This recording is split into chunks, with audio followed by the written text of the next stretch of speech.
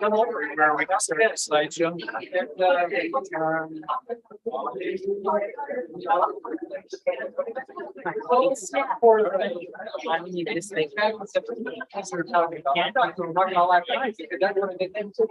I brought my network, so I can't get in. All right. It's the network is what's going to control the camera. Yeah. It's just not a good network.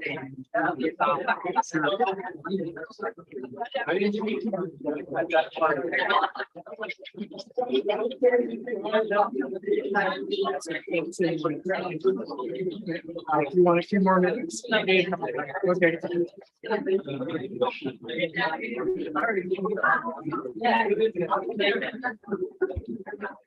Everyone, just go ahead and start getting your dessert taken care of. We'll start our program here in just a few minutes. Okay, we're going to start off with slides.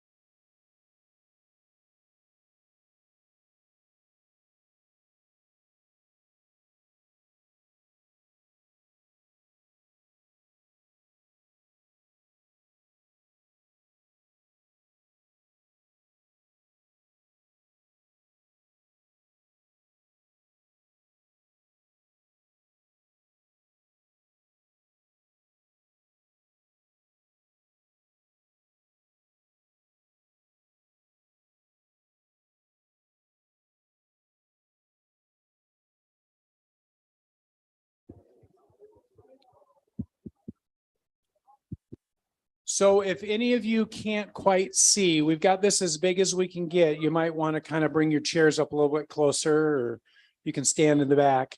We're going to run through a slideshow from Mother's early years, and Laura is going to prompt Mom, and if she's got anything she wants to say about any of the pictures, we'll let her expound on them. And she's just going to get up close where it's good for her. There we go. Okay.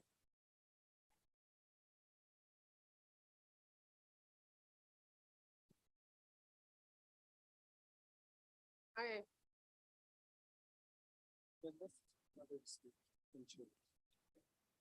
Oh, okay.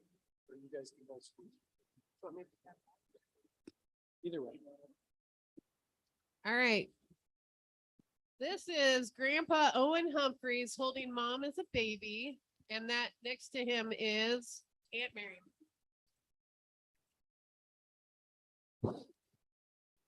That is Aunt Miriam. Correct, Mom? Correct. On the right. She's kind of right behind Grandpa, but they're in the greenhouse. Is there anything you want to talk about with Grandpa and his greenhouses? Or are you good?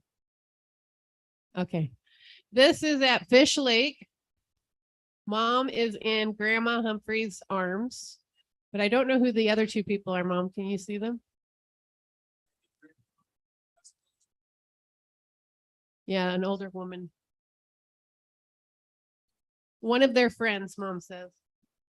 Those look like the boats that were still available in the 60s.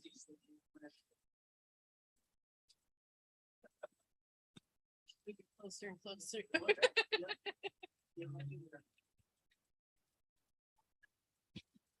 All right, when you oh, there's your mom holding you, Mom. Look at that cute outfit Grandma's wearing. And Grandma, great grandma and grandma. This would be 1932, so it's a carryover from the 20s in the car. That is Aunt Miriam and Mom. And that's Aunt Miriam's face. And that would be in front of the house you were born in, right? Do you recognize that picture? You were just a few months old. Here you are, you're 2.5, and you're wearing a beret. Do you recognize that picture? Okay. Here you are in front of a garden with a bonnet on, and you're waving. And you are absolutely adorable.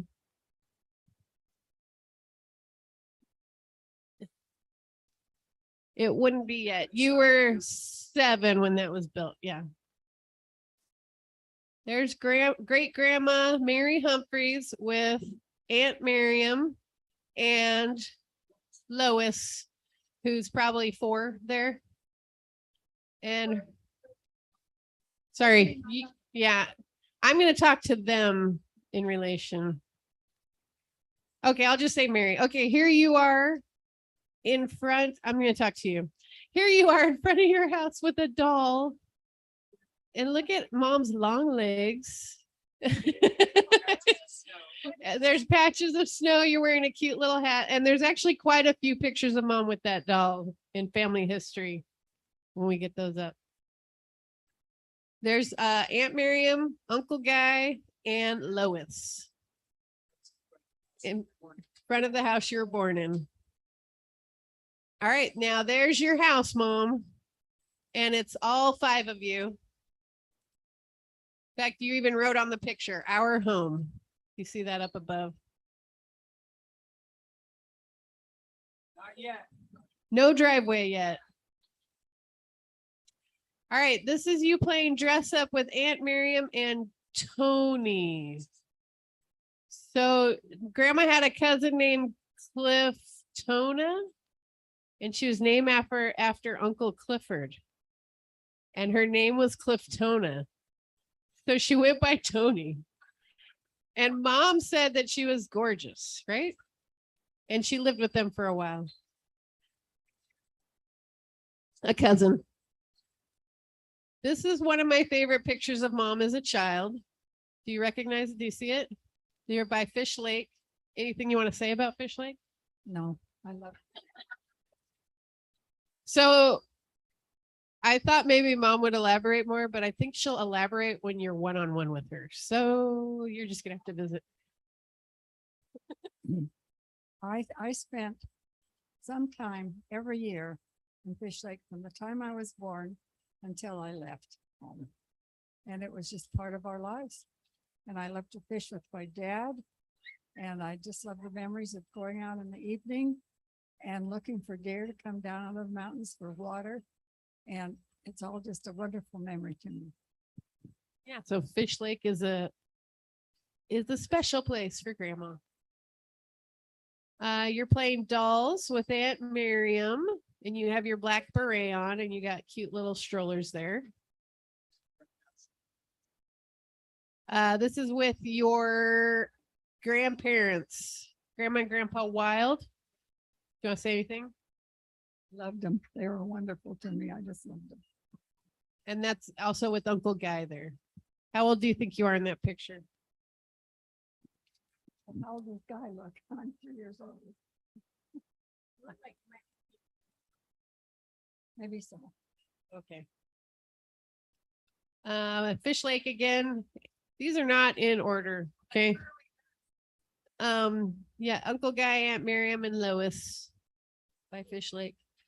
You're 3.5 here in front of the house you were born in.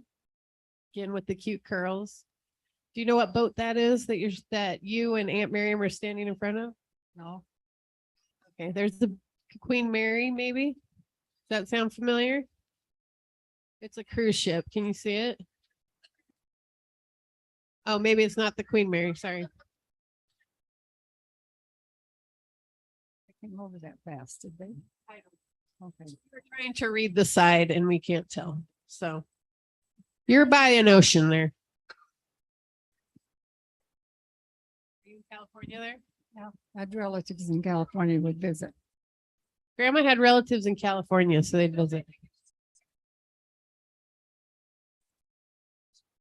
It's just a slide, so. Okay. Misinformation. All right. Here's mom and here's you in 3rd grade. We believe yeah, there are a lot of children in this picture. Me and Zella. I see Riley and Chelsea.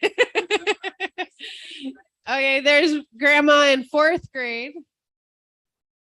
You're so cute, mom. Another sibling picture. Aunt Miriam, Uncle Guy in a sailor suit, and Lois. You are in the snow with Uncle Guy. Do you recognize that event?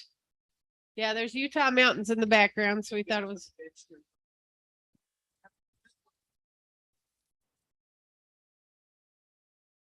I don't know who's in this picture with you, Uncle Guy and Aunt Miriam. Oh, there's Tony again. Cousin Tony. We love this picture right here. This is at Strawberry Reservoir. I remember that on the Yeah, Grandpa would take a boat motor everywhere. Grandpa would take his boat motor everywhere, and he always kept one up at Fish Lake. And then he'd rent the boat, we'd attach the motor, and off we'd go. That's smart. And look at Grandma and her 2 fish, guys. Yep, that's you holding fish next to Grandpa. And another picture. Looks like it was a cold day fishing. Another cute picture of you with your long legs. Yeah, sorry. Yeah, you with the baby carriage, probably in front of the house you were born in. All right, you won an award, and I want to say this was the posture parade. Do you want to elaborate on that? Does that sound familiar? Oh, yes, it does. Oh, dear.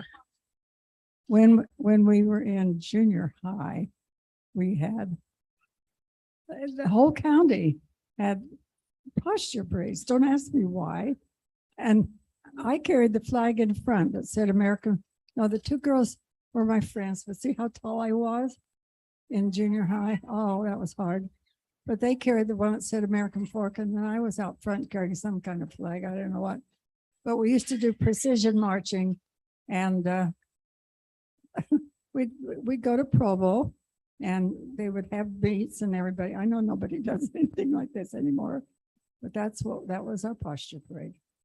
Was that to promote good posture? Like,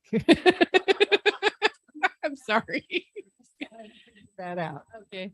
Here you are with another award, and I'm not sure. I think it might be around the same time. You have you're on a football field, and that looks like BYU with that mountain behind it. Okay. Mom got a lot of awards, but she just doesn't remember them. Do you know what age you are in this picture? There was no label. No, I don't know. It's before college, and she had curly hair. I love this picture of you. It's you and a friend. Do you know who that friend is? You got your mouth open, smiling. You're in front of American Fork High School. Well, yeah. You're well enough. Okay, she can't see who her friend is. More pictures with friends. There's a few here. You're wearing a black coat with two friends. One's leaning on you. It's winter. Here you are laying in front of the school. Yeah. You're doing you got a cute happy face on, and you're laying down on the right there. If you guys recognize grandma there. Right there.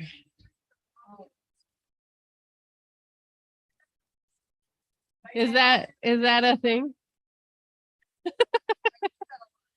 Here you are at Saratoga Springs.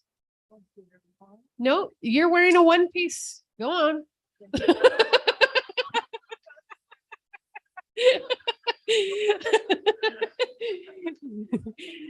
Sorry. Mom looked cute in a swimsuit. I'll say that. Here you are. I don't know who that is. Could it? You. It's labeled you. Yeah, you have you of you. You're wearing penny loafers. Look at that cute 50s outfit. Oh, another swimsuit. I thought, okay, that's at BYU, it says. There's someone behind you with extra arms posing. No. Okay. You're in a jumper shorts outfit. Would that be college or high school? I have no idea. That I do. That's in a house that we lived in BYU. With roommates? Okay. Oh, we put two in because you look very pretty in these pictures. Oh, here's you with Ruann. Oh, yes, I know. Yeah. America. Yeah, in hospital. American Fork Canyon from Mutual Dell up all the way down the road was just pure ice. And Ruann was married at that time, and she's short, and her husband was short. And this is after I graduated from the Y, and we got on a sled, the three of us, and we went down the mountain, but on a curve, there was a bunch of football players on a sled, and they moved faster than we did because they were heavier. They hit us on a curb, and I ended up awake in the hospital with a broken collarbone, and Ruann had a big gash in her leg. That's the facts. And it was in the news. 2 girls injured in sleighing accident. I will say this in Mom's in Mom's book of remembrance, they put everything in the news. When they went to the Rose Parade, they announced it to everyone in the town that the Humphreys family went to the Rose Parade. All right, do you recognize? That's Miriam. Oh, is that Miriam? Okay, and you have a really cute a note on your dress, a music note. So and she's got saddle shoes on. Look at that cute 50s outfit. Do you know what this event is? It didn't say in your. Grandma's here on right here. That's grandma. Some royalty for golden gleaners. I do not know. What? Golden gleaners used to be part of MN way back. You It could, was you could, a 20-something mutual improvement association. yes. 20-something Mutual Improvement Association. Well, Daddy earned his last part when we were in Japan in the 1960s. Young single adults. Oh, so it's like a personal progress type board. Started him on it and we finished it in Japan. Now, this is kind of fun because I can recognize some of these people. But I can't tell you their names. I simply recognize. This is, it says the rose ceremony of the American Fork Fifth Ward Junior Girls was conducted in the home of their teacher, Mrs. Joy Greenwood, and you're on the front row. There's grandma right there. Right there? Oh, okay. We need a red light. Oh, here you are at the Rose Parade. Speaking of.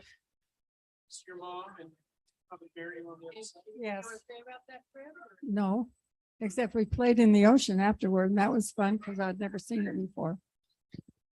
Oh, this is out of order. So mom was talking about how she carried the flag in that posture parade. Great. No, Posture parade. Mom's carrying that flag. That's her right there. And it looks like it's on the BYU football field. There she is again, front and center, big old flag, posturing. More awards. More awards. Okay, here's mom on a float. Anything you want to say on that? Steel Days parade.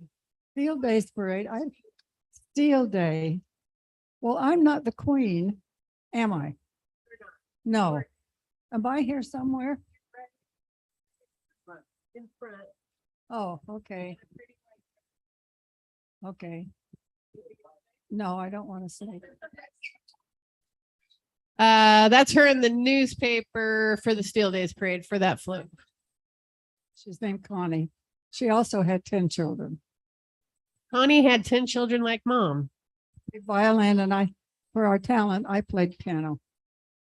And I don't remember who that is. Okay. Recognize that picture? Well, after we finished our piano lessons in Salt Lake, we went to a lady who had been a Ziegfeld girl. I don't know if any of you are old enough to know anything about the Ziegfeld girls in Hollywood. Okay. My friend. And we took some modeling classes from this lady. And this is one of the pictures that was taken of me. I wasn't sure if we should put that in, and Jeff insisted. So the photographer said. This is seminary graduation. I just wanted to show this because it's the Tabernacle, right? American Fork Tabernacle. Right. Yes. Nice. Grandma was in student. She was a student officer. Secretary of the seminary. Oh, secretary of seminary. Okay, glad you clarified that. Okay. More much. As much of earlier. Probably. Yeah, these are out of order. Sorry, that was a junior high picture. We're bouncing around. Yeah, I had a lot of albums. I like this picture because it said the gang under it.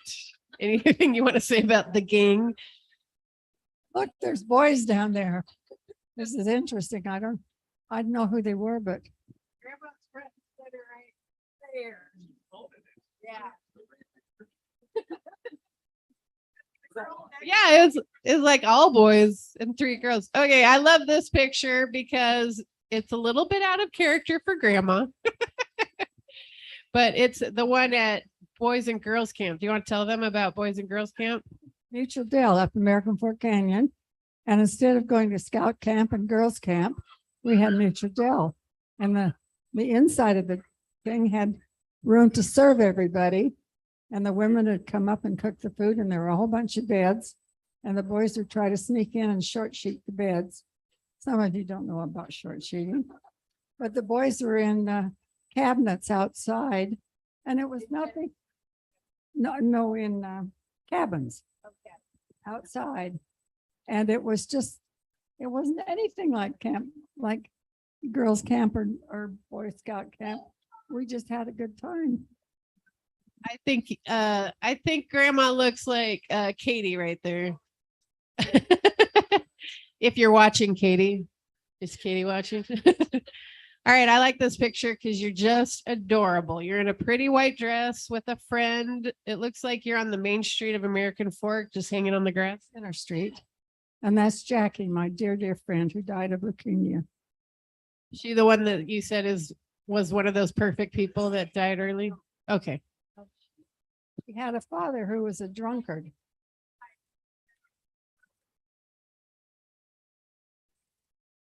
Is that what you wear when you don't care what you look like? From It's a Wonderful Life.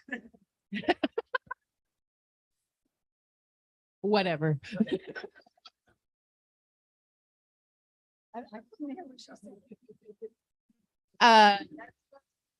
Yes, the new house. No.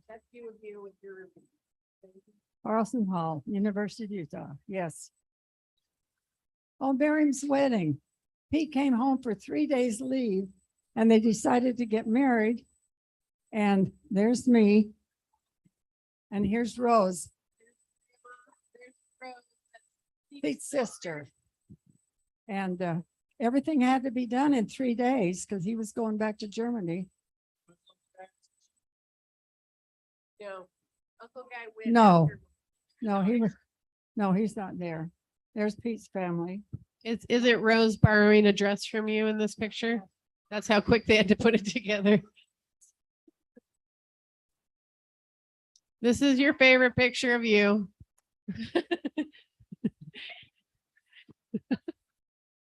We're just going to say it really quick. Mom was nominated for Homecoming Queen. It was a very bad experience, but she's a beautiful woman and we're going to move on.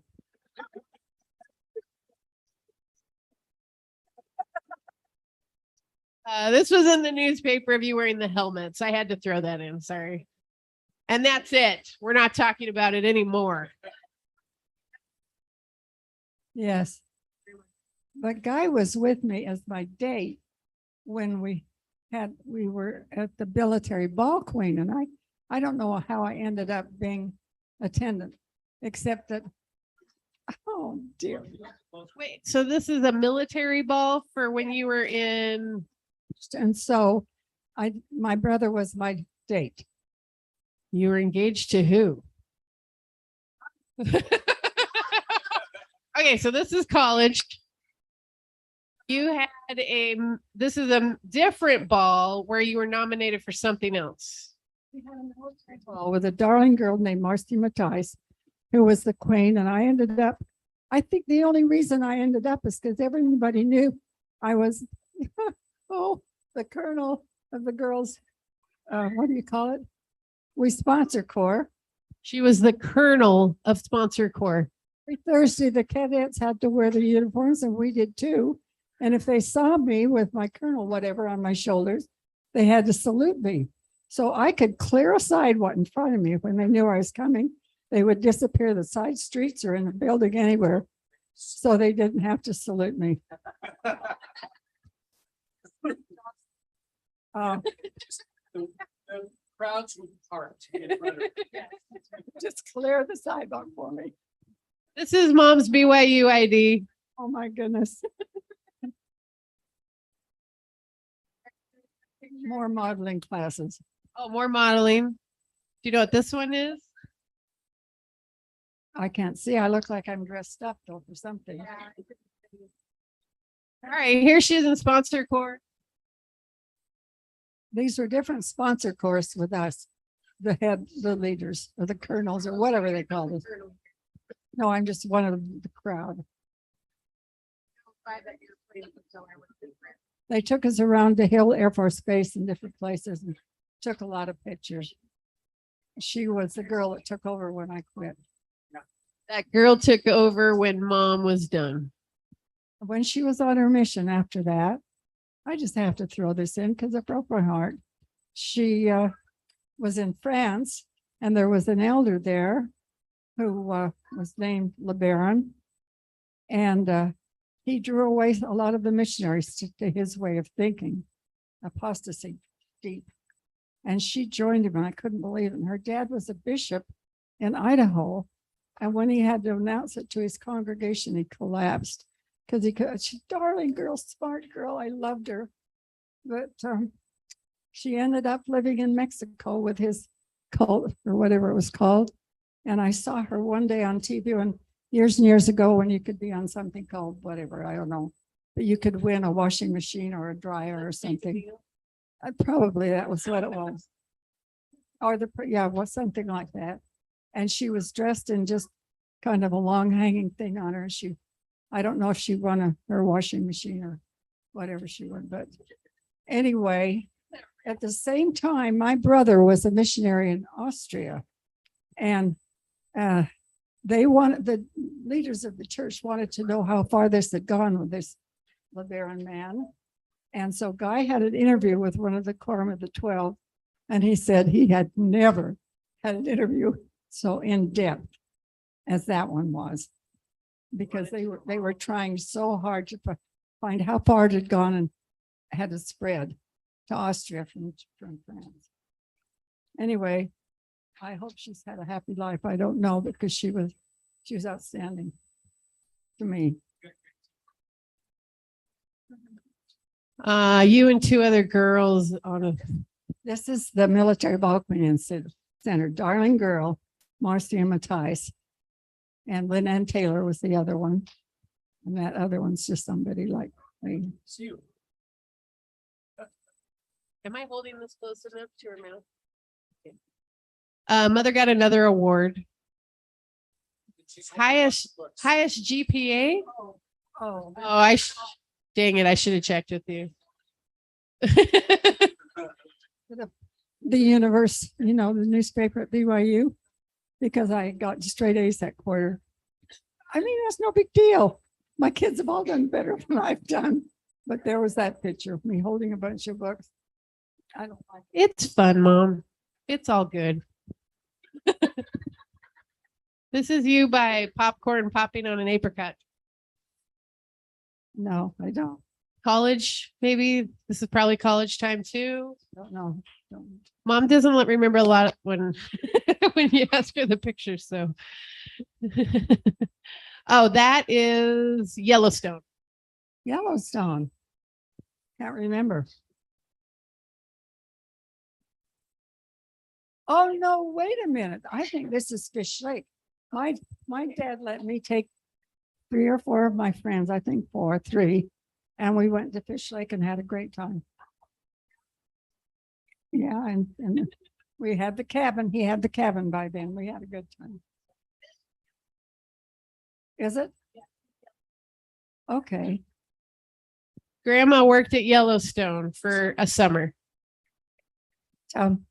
I worked at Old Faithful Cafeteria, and we were called Savages, and we didn't have, when we were not on duty, we would go hitchhiking through the park, and people would stop if they had room and take us to where they were going next. So we got to see the park that way. Grandma went hitchhiking. It was safe then. I don't hitchhike anymore. Here's you with some other girls. University of Utah, I can tell by the girl on the top. Roommates at Yeah. so you were there for 1 year and then transferred to BYU. Is that? Oh, sorry for the repeats. These are all college roommates. All right. Oh, here's you in your sponsor corps uniform. There's me. It's really laughable. I know it's really laughable. They don't have it anymore, and you can sort of know why. Picture was forwarded to you. I don't know either. Yeah. So the next 3 are her senior pictures when she graduated from BYU. She's wearing her sponsor corps outfit. No.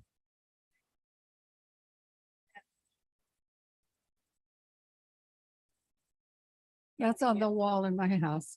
This one's on the wall at Grandma's house. I don't like that person. So guess I didn't like what I was doing. I don't know. I said, I look at this picture on the wall in my room, in my house, and I like me better now than I did then. I've come a long way. I don't have to do things I don't want to anymore. Oh, this I love. This is Tony. The middle man is President Stone. Missy Thomas on his left or right. And the other one, I can't remember his name. Oh, but there's me. Am I there? Okay, this is Sister Casper. And we were traveling with the mission president to all the islands that had Tongans on them and members of the church to hold conferences. And this girl, Sister Casper, was one of the most, at that point in my life, the most perfect person I had ever met. She was the one, and I loved her, and I watched her because we didn't have companions, but we were assigned because we were working in the same place to go with them on this traveling throughout the mission. We got to see all the islands, including the one that Elder Groberg was on, which is so far north you can see Samoa, but a long way from Tonga. And she was a bridesmaid at my wedding. And she died of cancer early on. And the baby she gave birth to about the same time I had Barton. Her baby died of cancer too. She was too good for this world. It's all I've decided. Okay.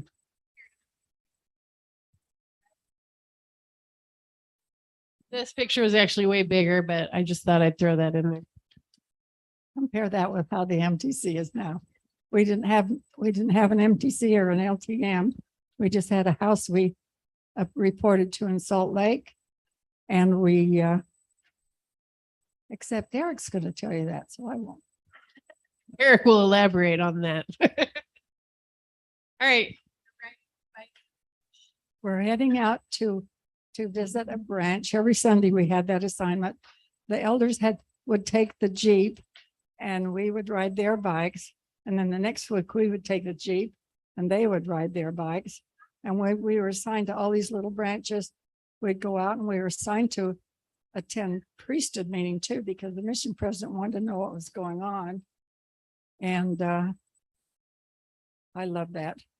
We got the people were so wonderful. They didn't know we were coming, so they didn't have to make a big deal of food preparation. It was just whatever they had. Sometimes it was just oofy. That's what Terrell, in Hawaii, where they make stuff to eat with the fingers. Well, yeah, or it could be not my, this other one. Oh, wait a minute, where was I? Anyway, and at one time I was visiting a branch and we had a lot of talks made up so we could, give them in different places we went. The man that was on the high council was visiting. He stood up before me and he gave my talk because he had heard it some other place. So I had to scramble to pull up another talk in my head and give it in Tongan. It was okay because I had several. I didn't have them with me. I just had to remember it. And this isn't the best picture of the blowholes, but on one side of the island, there is a reef. And the swells come in and hit that reef and they go under and then they shoot up into these blowholes. Hawaii has one, Tonga has a whole side of the island of blowholes. We colorized it just so people could get in. Yeah, so grandma's very snobbish about Tonga versus Hawaii, right? Blowholes, yes. And for the little kids, if you want an idea of what a blowhole is, go watch Moana. And when she's singing about what, Lily? Moana and the blowholes. What's she singing? She's singing How Far I'll Go, and she's running over blowholes. So, what? Oh, sorry, one blowhole. But it's Moana means ocean in Tongan, so I think it's in Tonga. All right, here you are on the beach. We're taking up a lot of time, so should we? Here's with your sweet angel friend, companion, Sister Casper. Oh, this is Parliament Day. You want to say anything about that? When the Queen opened Parliament and when she closed it, she came up from New Zealand because she had diabetes, a lot of diabetes in Tonga. They chew a lot of sugar cane, and the men like their women really heavy, and so she was very heavy, but she was a good queen, and she knew us. We had to wear our hats at opening and closing of Parliament. And fancy white gloves. This is an example of a feast. You had a conference and that was your feast. You always ate on the ground, right? Right. These are all the teachers. This is the faculty. See, there's some Tongans there too.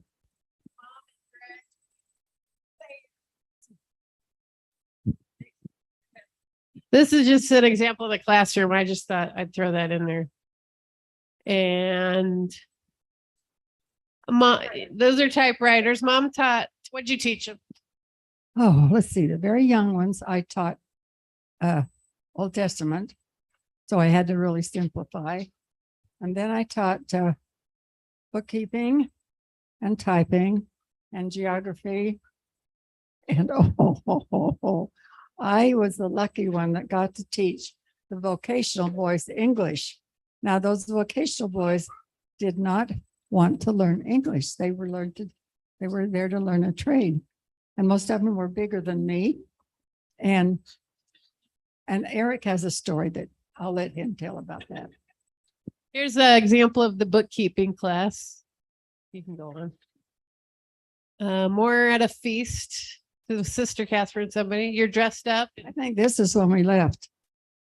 Look at all the things we've got around us and are wearing. I love this picture of you.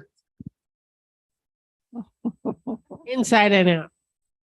You and It's one of the old boys' bikes. We didn't have girls' bikes. With my parents, where are they? Oh, there's Grandma. There's you. okay. Nice triangular napkin. Maybe it was the last day out. I don't know. Okay. TWA. No comment. There's the colorized version just for. Okay. Oh, we skipped that. Yeah, that we didn't really have much in your. So I didn't have any Chicago pictures, but Grandma lived in Chicago and that's where she met Daddy. He went back to Las Vegas. Well, Joan will cover that. Here she is in her wedding dress.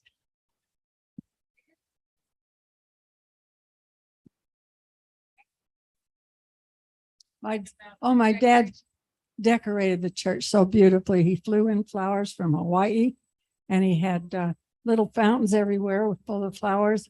It was magical. It was really beautiful. Yep. Look at that. Look at that couple. I love that picture. You've never seen that? Here's Grandpa Foutz right here. This is Great Grandma Foutz. Who's that? Great Grandma Clough. That's Pauline Foutz.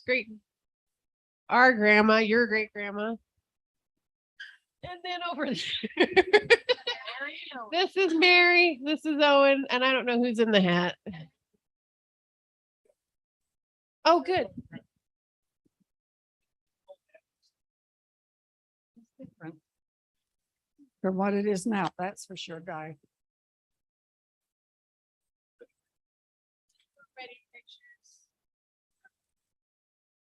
There's the lineup, and this is an American fork. So Mary's first, right? We have Mary there. Miriam, sorry, I don't know why I said Mary. Okay, Sue and Shirley. They flew TWA. And then is this Sister Casper right here? From your mission? And that's Jackie? Okay. Oh.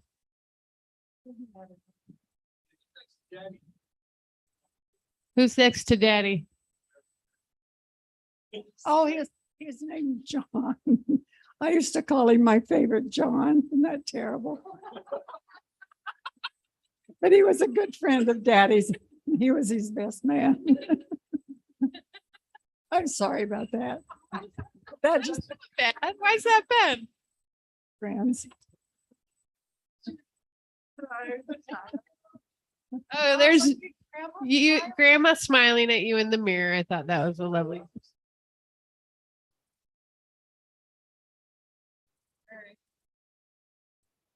Look at the newlyweds.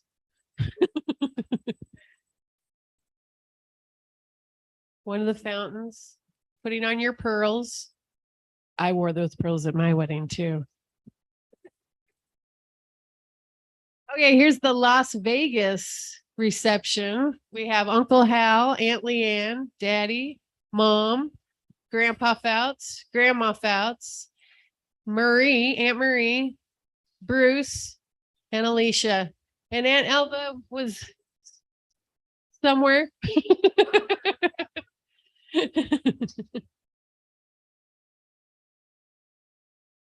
That's your engagement picture. Again, these are out of order. Do you know where this is? You're looking at where? Hot Pots in Midway. Is that also in Midway?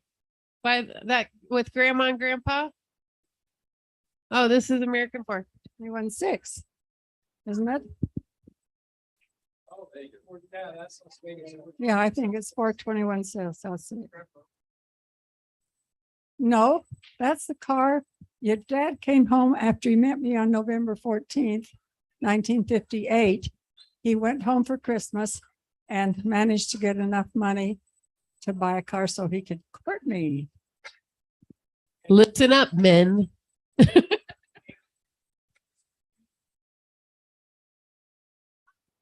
Oh, no, that's Aunt Elva. Sorry. I was like, Grandma looks so young in that picture. Oh, I can see. All right, here we have Mother with her firstborn Barton in Japan. Look at the, and I just want to point out she was pregnant in that picture, probably.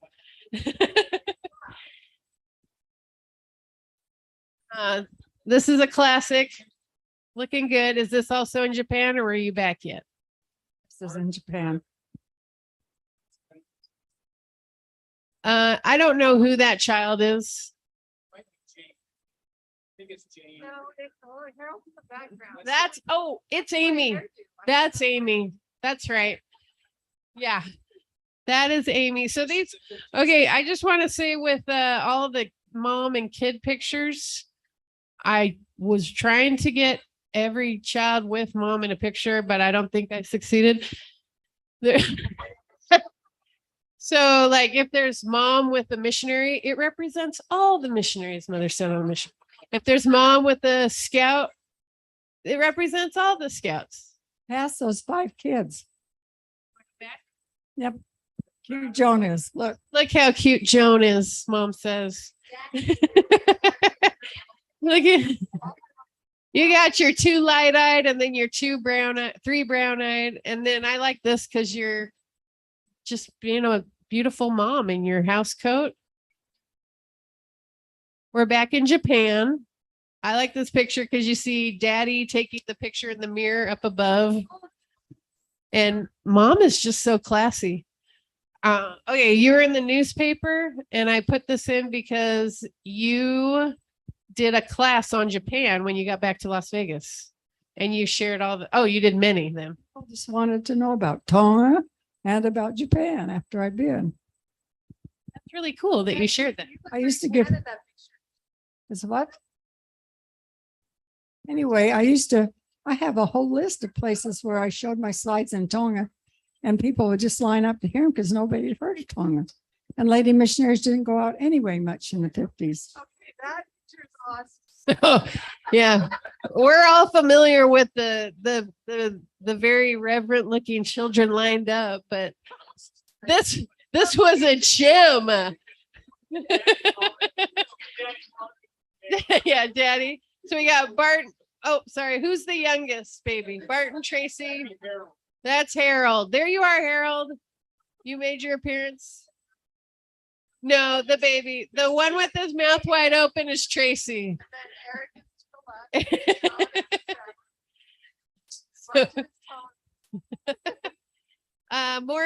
More kid pictures. So we got Barton, Tracy, Jane, Eric, down to baby guy. That's in the naked picture of guy. I like mom's hair. And there's Connor. And Joan in the background. That's American Fork House. Just all the different styles of mother now with children. This is you're holding Miriam and you have Amy and Guy there.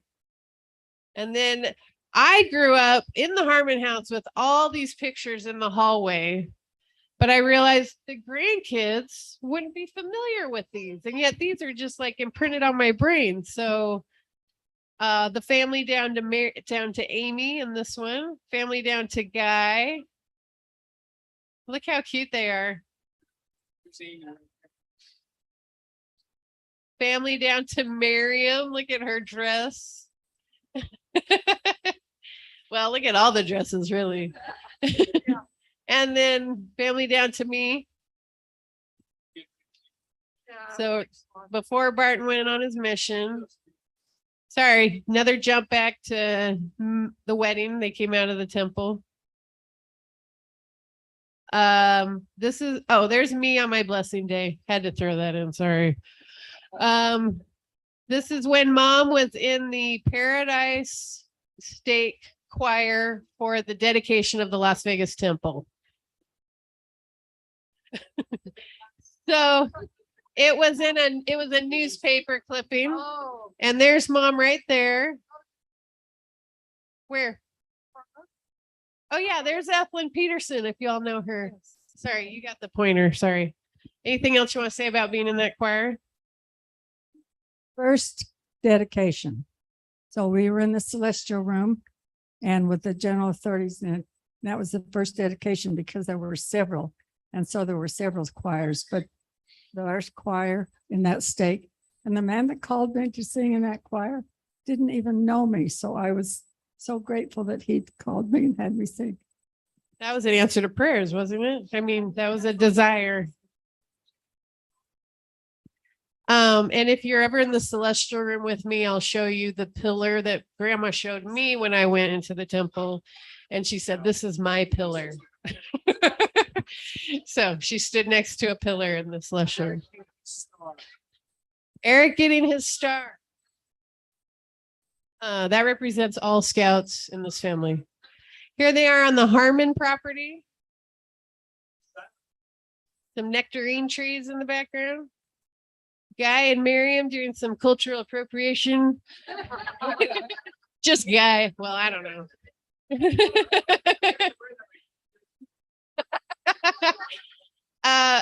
A reluctant kiss. Well, not reluctant on Dad's part, but I don't think Mom liked the beard. I remember you always trying to pull the beard down for the kids. Another family picture in the Harmon house. I really like that picture of you with that sweet collar on your. You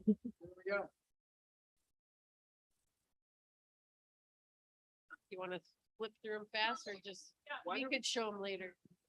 Want to do that now or should we do it? We could do it. We could do it at the end. Okay, let's do it. There's more later, but. So I was assigned to do 144 pictures and I couldn't. I'm sorry. All right, Joan, let's turn on the lights and we'll have Joan come up and give her life sketch, and she found a lot of material too. There's a 10-page version of what she's got, but we're gonna put that on Telegram and on Facebook, and you can peruse that at your leisure. So Joan. I have that on Google Docs right now.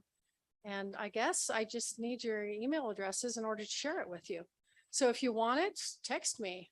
We have the short version and the long version. I didn't think you wanted me to stand here for 40 minutes, although it was all interesting, and Mom and I had a great time putting it together, didn't we, Mom? Okay, so this is your short life sketch, and I'll tell you, well, one of my daughters gave me grief about this. She says, sounds like this is a funeral. I said, no, this isn't. This is a birthday party. So anyways, I hope you enjoy this. Mother was born in American Fork, Utah on October 14th, 1932. She was the middle child of 3 children, and they lived in a home shared with her maternal grandparents, those separate living quarters. There was a wonderful sense of community, and she had so much freedom to explore her grandpa's garden and the countryside, with neighbors and friends always watching out for each other's children. Music was such a big part of her world, as her mother was always creating beautiful music as she accompanied singers. When she was 7 years old, her dad built the home she grew up in right next door to her grandparents. A memory of her baptism at the Alpine Tabernacle is that immediately after, all the children played in the water in the large font. She remembers wearing long socks as her elementary school was so cold. She had wonderful childhood friends and loved going to school. Math was her favorite subject. Music kept her busy with the Hawaiian guitar and piano lessons. Junior high and high school were in the same building, and some highlights were playing for the male chorus, learning the bass, and attending seminary where she was the secretary.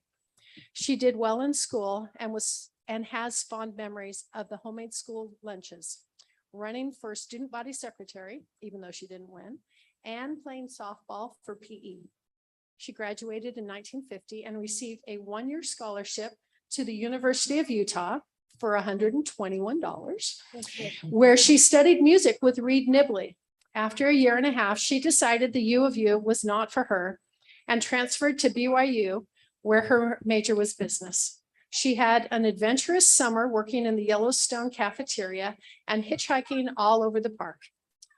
Back at BYU, friends got her involved in a social unit called Tokolone and the Sponsor Corps. Now, the Sponsor Corps, if you have questions about that, it was the Air Force Sponsor Corps attached to the Air Force ROTC, and they did service. That's where females were able to participate while the males were in the ROTC. So she was involved in the social unit Tokolone and the Sponsor Corps and running for homecoming queen. She had more attention given to her than she ever wanted.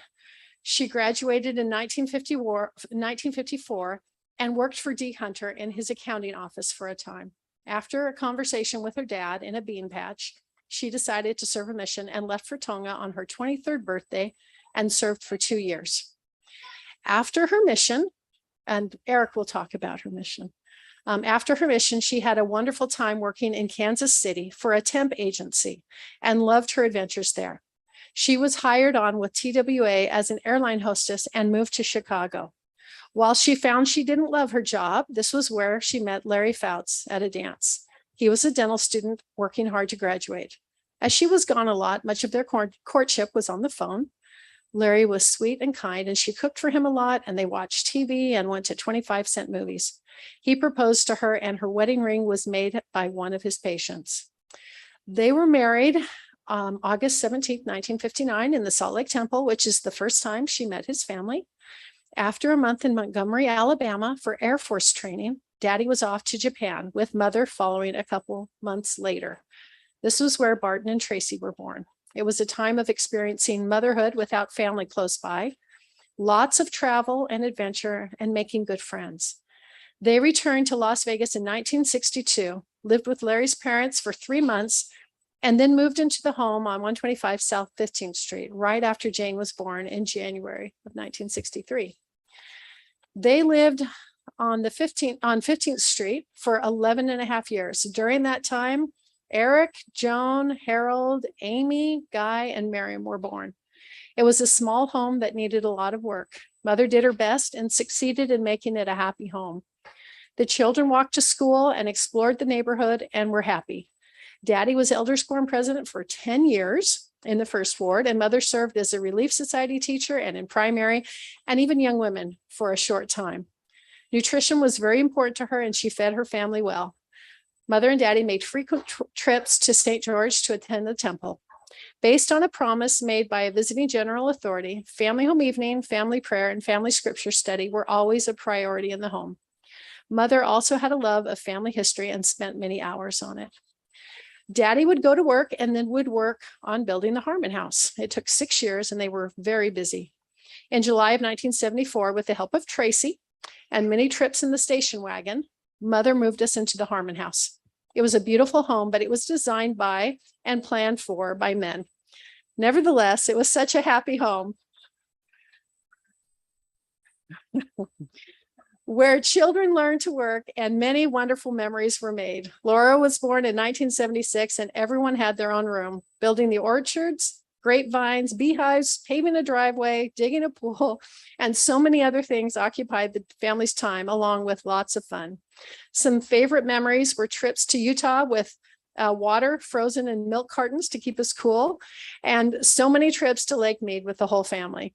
Holiday and birthday traditions were highlights of the year, as Mother made each of them so memorable. We loved the pool, which was built in 1981. Daddy was involved in scouting with incredible trips for his boys and scouts, and later became bishop. Barton left for college and then his mission in 1979, and then began the stage of life where everyone gradually leaving for school and missions and marriages. Mother developed our family motto, love the differences, so we would always have the priority of loving and including as new members joined our family in marriage. There were also many memorable family trips, including visiting Canada and South Dakota. Daddy started showing signs of Parkinson's in 1983, and it was a long journey of finding appropriate help for him. Much was learned about traditional and holistic medicine in the process. During this time, Mother worked at H&R Block doing taxes, and then at the seminary and at Institute as a secretary, which she absolutely loved. She loved studying her scriptures and the gospel and sharing what she learned with her family. Some of her favorite church callings were playing piano in primary, teaching Relief Society, and serving in Stake Relief Society with her good friend Diane Earle. She also cared for her dad for many months until he passed away in July of 1990. Later, she helped in Daddy's office. He had to adjust his practice to providing dentures and partials and working with Medicaid mainly, and was still able to provide. He closed down his practice in 1997, just as they moved into the house on Honey Lake. It was such a blessing to be able to sell the Harmon property, as it was so difficult to maintain by herself. On the building of the Honey Lake home, Mother made all the decisions, and Daddy was happy to let her. It was wonderful to be close to the temple, and Mother and Daddy made an effort to be there weekly. She still continues to be grateful for this home and loves having room for family to visit. Visits to her home, phone calls, and Marco Polo videos from family, and especially grandchildren, are the highlights of her life. Some happy memories for her include all the family reunions, a family tradition that began from Jane's suggestion. Also, Mother was able to go on a few church history tours, one of them with Daddy in 2000. When Amy was stationed in Washington, D.C., Mother and Daddy went back to visit and saw sites from the Revolutionary War, the Civil War, and more church sites. She absolutely loved the Alaskan cruise they were able to go on with Guy and Jen and Tracy and Lori. A trip to New York with her sister Miriam and her girls was also a highlight. The Cleveland Clinic was a game changer for Daddy's health, and Mother was able to administer his medication. Mother was so impressed by the faith Daddy always expressed and lived through this disease. He was not a complainer. They always held their morning devotionals, which were important to both of them, especially when Daddy was no longer able to attend church. They were blessed with special home teachers like Bishop Gubler, who always looked out for them and brought them the sacrament on Sundays. As Daddy's health declined and his mother had her own health challenges, life was not easy, but she always did her best to take good care of him. She was so grateful for all the help from her children.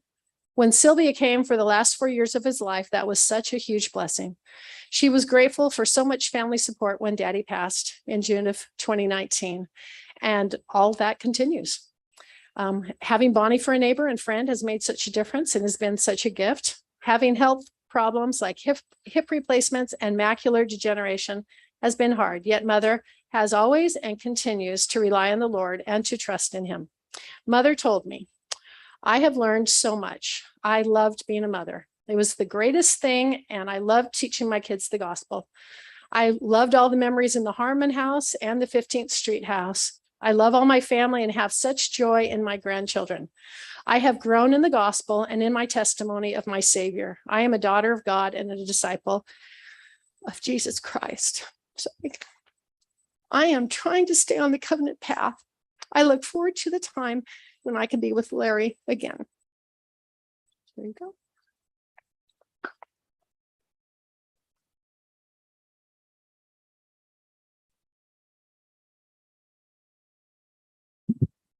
Abe, you're up next.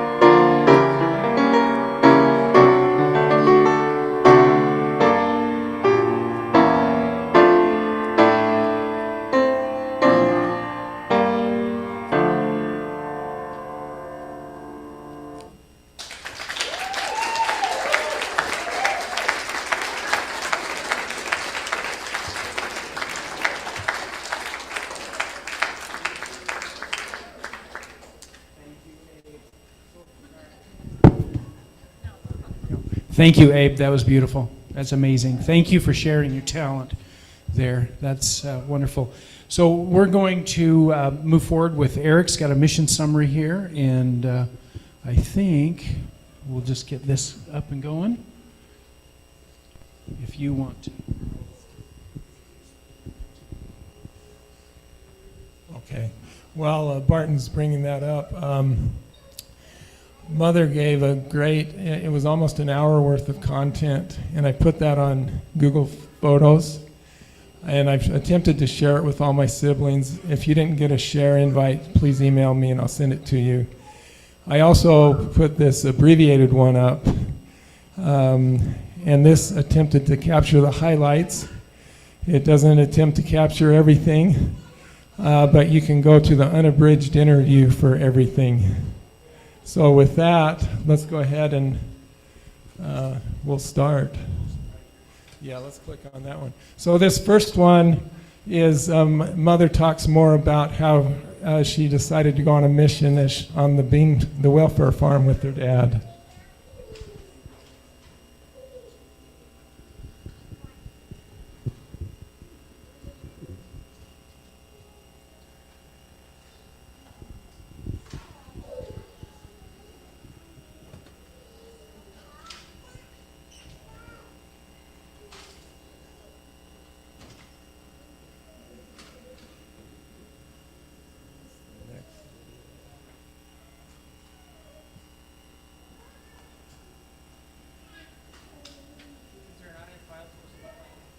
What's that? Is there an audio file?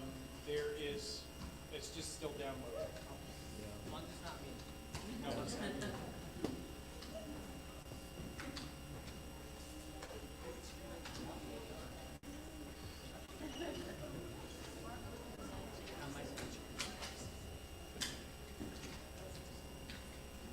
This was working earlier today, so.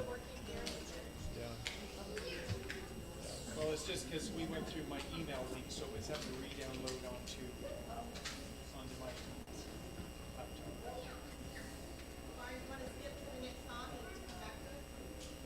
Yeah, that's fine. We can do that.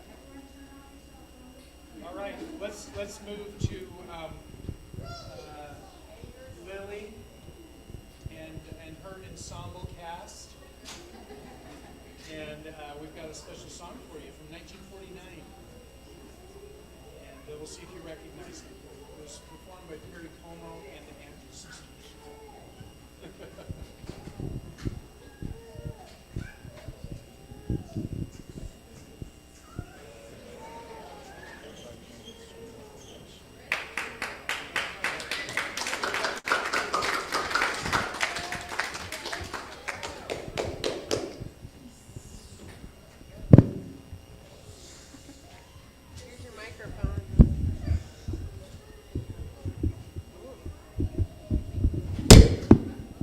That's probably good right there. Yeah. He didn't want to hear us that well. Okay.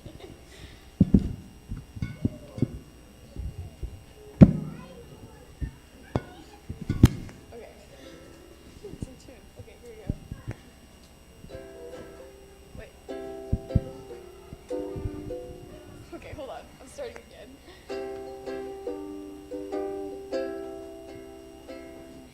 Hey, you're adorable. B, you're so beautiful. C, you're a cutie full of charms. D, you're a darling. And E, you're exciting.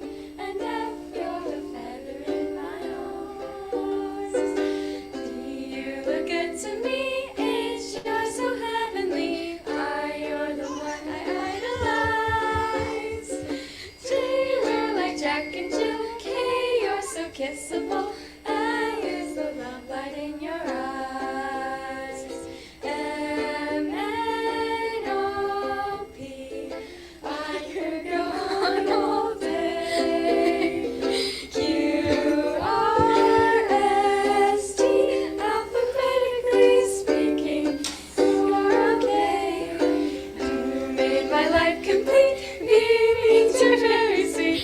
W, X, Y, Z.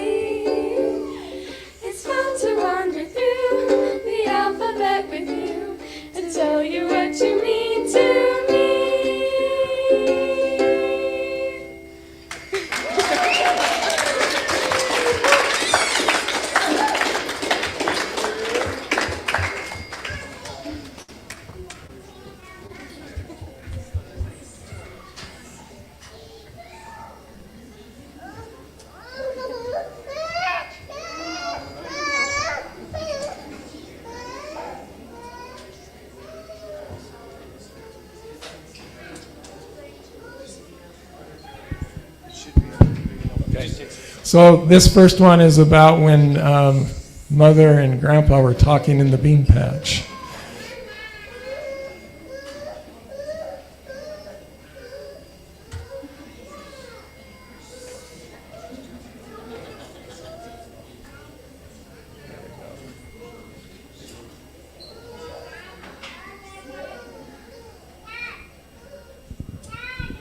Alrighty, thank you. And so one early morning, my dad and I got up around 5 o'clock and went to the church welfare farm. I think it was a state farm at the time, to pick green beans.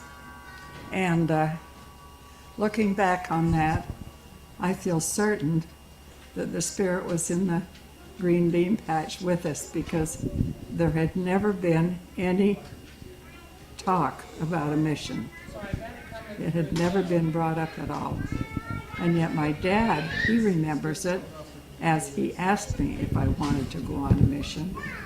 I remember it as I asked him if he would let me go on a mission.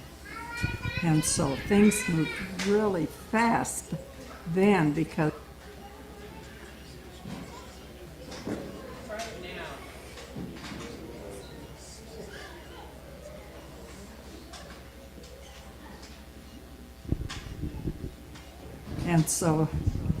one early morning, my dad and I got up around 5 o'clock and went to the church welfare farm. I think it was a state farm at the time, to pick green beans. And looking back on that, I feel certain that the Spirit was in the green bean patch with us, because there had never been any talk about a mission. It had never been brought up at all.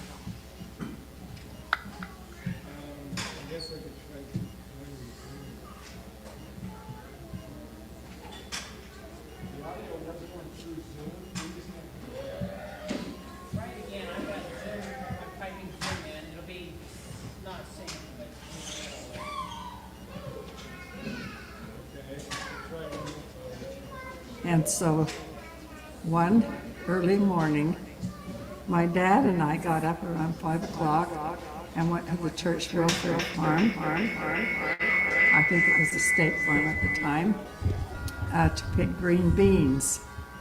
And looking back on that, I feel certain that the Spirit was in the green bean patch with us, because there had never been any talk about a mission. It had never been brought up at all. And yet my dad, he remembers it as he asked me if I wanted to go on a mission. I remember it as I asked him if he would let me go on a mission.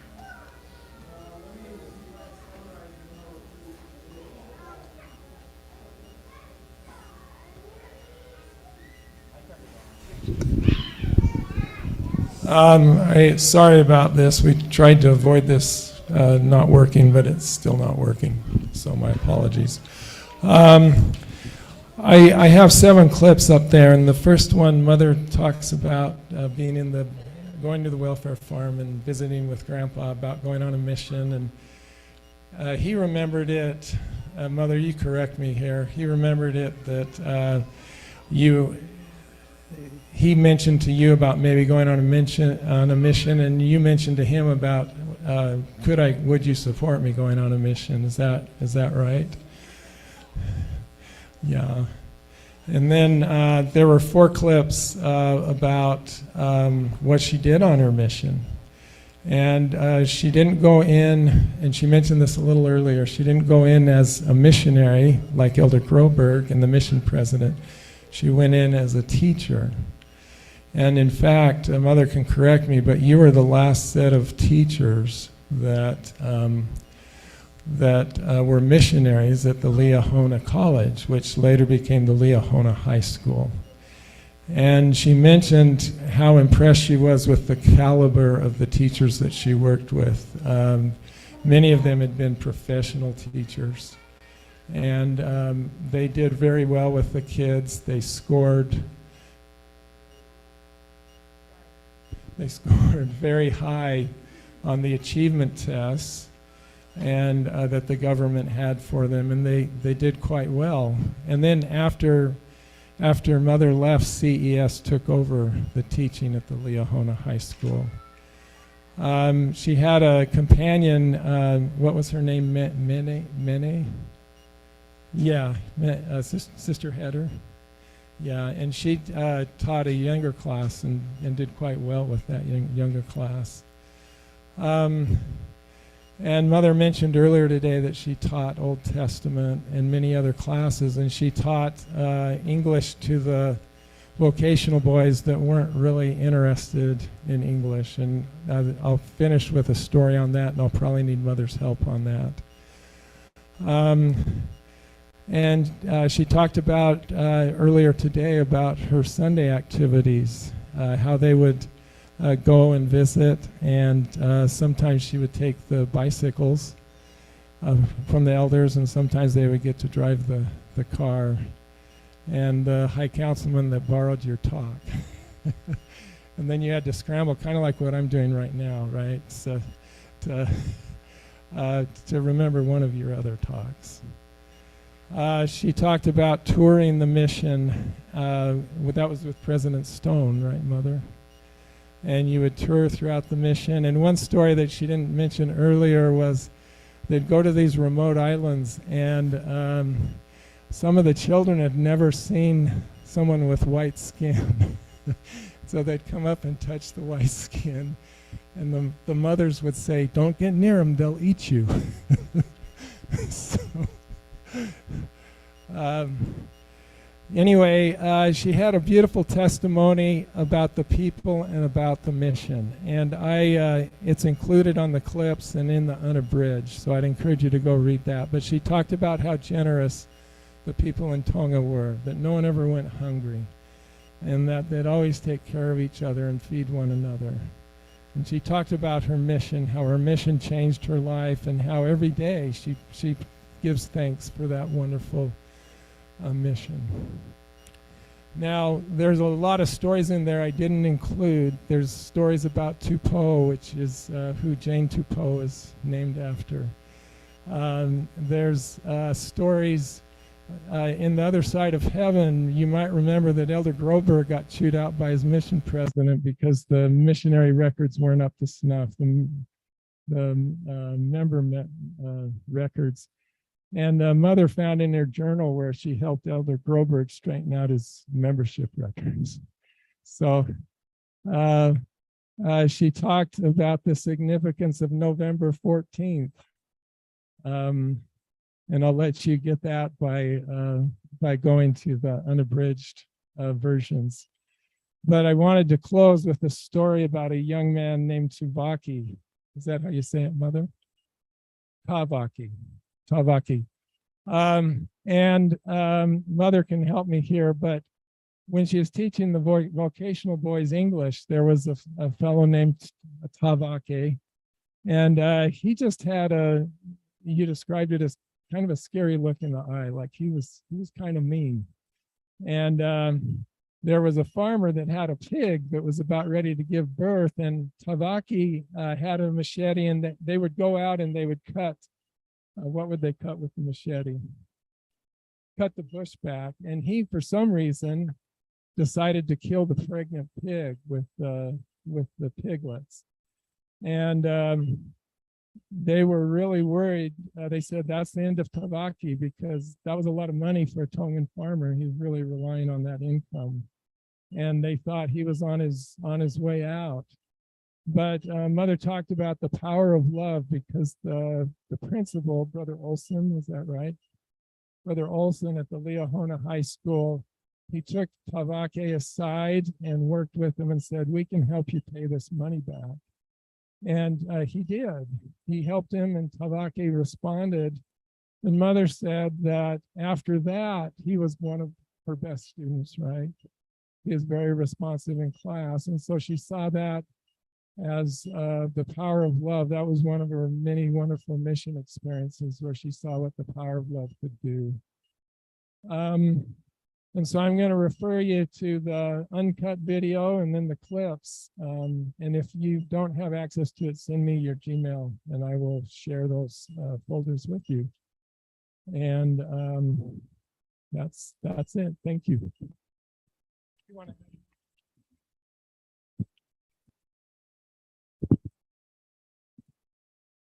Now we're going to move right to Amy and musical history of Mother. Okay, so grandmother Humphreys started Mother on piano lessons when she was in elementary school. Can you guys hear me now? Okay. Grandmother Humphreys started Mother on piano lessons and taught her for a while. She wasn't sure how long and how old she was when she started. But then after that, Mother then started taking lessons from another woman all during elementary school. Aunt Miriam played the accordion and was good, but then gave it up. So then Grandmother Humphreys turned to Mother to help encourage the music in the family. In 6th grade, Mother joined a group that played Hawaiian guitars. This is the one that has the metal that slides up and down and no strings that are plucked, if I have that correct. Okay. Grandmother loved this music. Mother stopped playing the guitar in 7th grade, and then grandmother sold the Hawaiian guitar to Milt Brown, who played the violin and is the uncle of Terry Mannion. So small world. Sorry, I just put that in there. Anyway, in 7th grade, Mother and a friend, Colleen Moss Simpkins, joined the McEwen School of Music. The McEwen Mansion had been sold to the church, and they turned it into a music school. The director was Frank W. Asper, who was a tabernacle choir organist. They studied under Gladys Bullock for the next 6 years. Mother quit the music school when she started school at the University of Utah.